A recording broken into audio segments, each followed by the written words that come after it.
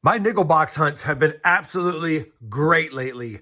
We've been finding more V nickels than I found in my first couple of years of coiner hunting. We're finding silver nickels. We've been finding a lot of buffalo nickels, even some better dates. But unfortunately, we have yet to find the second 1950 Denver nickel for the Series 2 book. I'm hoping one of these two boxes can give me that 50D, but if not, can my nickels stay hot?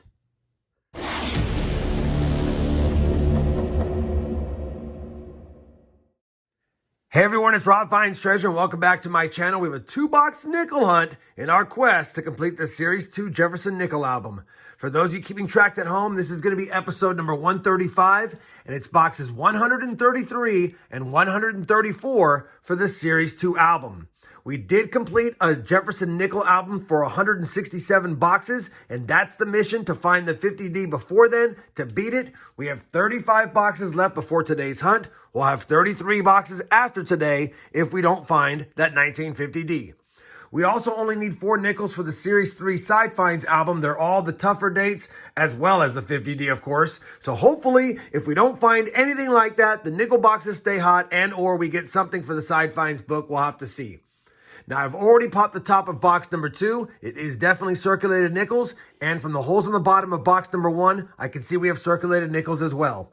Obviously, I'll give you guys a look at the books when we're done, and we compare the finds to them to see if we have upgrades or additions. But for now, we're going to get right to the hunt. Hopefully, I don't have any problems opening up this first nickel boxes. They've been heavily glued, and as you can see, it's heavily glued. Let me go ahead and get this prepped. We'll open it up and take a look at the top side enders, and then we'll get the hunt started. All right, I had it pretty well popped for you guys. Let's take a quick peek here. That definitely looks like a nicer, older strike. We definitely, again, have some older Jefferson designs, but not that many. Looks like there's more modern ones in here, or some more from the 90s. We'll have to see how this box goes. Either way, my nickels have been hot lately, so I'm very optimistic about this box, regardless of what the enders look like. I'll bring you guys in when I have my first find of box number 1 of this 2-box hunt.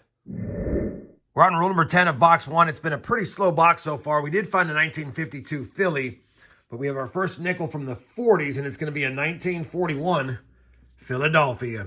Rule number 12, another 1941 nickel, this time from Denver. Rule number 20, our first nickel from 1948, and that's going to be a 1948. Looks like it might be a Denver. I want to confirm, though. Yeah, it's a damaged Denver mint mark. 1948 Denver for the board. Roll number 44 already. Only our 4th nickel from the 40s, and it's our 3rd from 1941. And it's going to be a 1941 Philadelphia. Roll number 48. And yet another 1941 nickel from Denver. Roll number 49.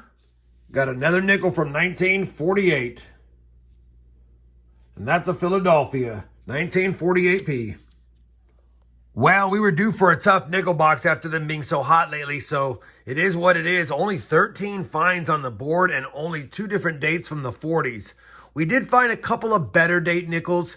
This is going to be a 1953 San Francisco. It's got a lower mintage. It's not in the best shape, but definitely will take it since it was such a slow box. And then we also nabbed a 1954 San Francisco, under 30 million minted on this one, so definitely a better find, but that's about it. As far as miscellaneous finds in here, we did have a pretty nice 1959 Denver, don't need it though. Found a 2022 Denver, looks like it's been mostly struck through grease. It's a very light strike. I'll hold on to that one. And then probably a drier coin, but man, this nickel has been heated up to almost melting, but didn't quite melt. Either way, we'll go ahead and add it to the miscellaneous finds. It does weigh 4.9 grams, so almost 5 grams like they should weigh. So kind of a cool little find as well. Tough first box. Like I said, we were due for one. Hopefully the second box can keep us hot with nickels, but we'll have to see. Let me go ahead and put this to the side, slide this box over, pray that we get some good finds in box number 2, and I'll bring you guys in if and when we have a find in this box.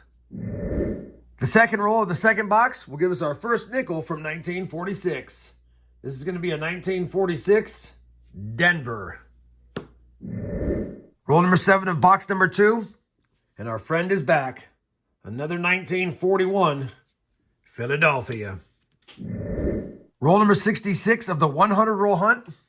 Yet another nickel from 1941 Philadelphia. Roll number 70. Our very first nickel from 1940. It's actually our oldest nickel found so far.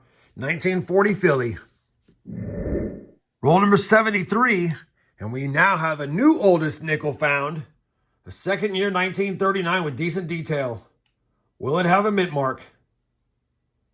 It does not have a mint mark, and it does have some damage, but let's see if it is the DDR that you can find on these. And that damage is going to make it tough, but you can tell by the ease, and I don't see it. And Monticello. It's definitely a 39 Philadelphia, and I don't see the Henning notch, but I'll go ahead and weigh it up anyway because it could be one of the Henning nickels. If it's heavy, it is, but I'm going to go ahead and put it aside for now. I'll let you know if it is one and get back to the hunt.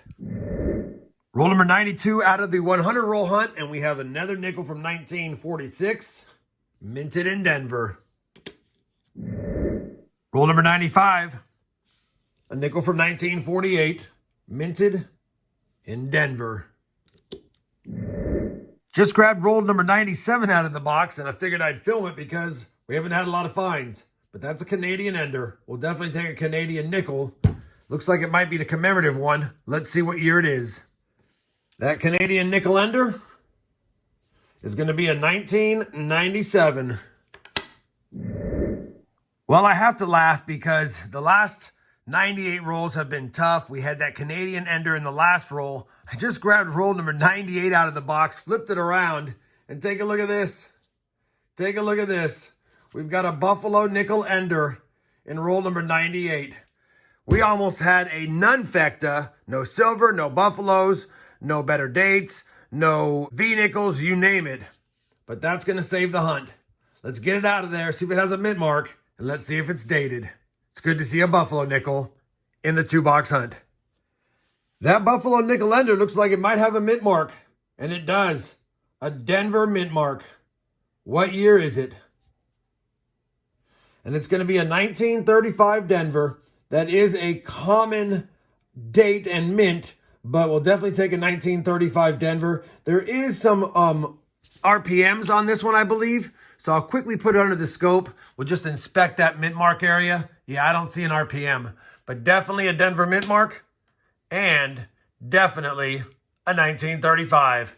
It's good seeing a dated Buffalo nickel in the hunt. It's going to bail us out on this really slow 2-box hunt, but we still have a few more rolls left. I'll be back if I have another find or with a wrap-up. Well, that's going to conclude this 2-box nickel hunt, and it looks like Nickels wanted to get me back down to reality. Only 30 finds on the board. Typically, we find 40 or 50 in a 2-box hunt, so definitely a light 2-box hunt. The second box was slightly better with 17 finds, including a 39 and a 35D Buffalo nickel. We'll take that. We also got the Canadian, and you saw the 2 better date San Francisco minted 53 and 54 S's.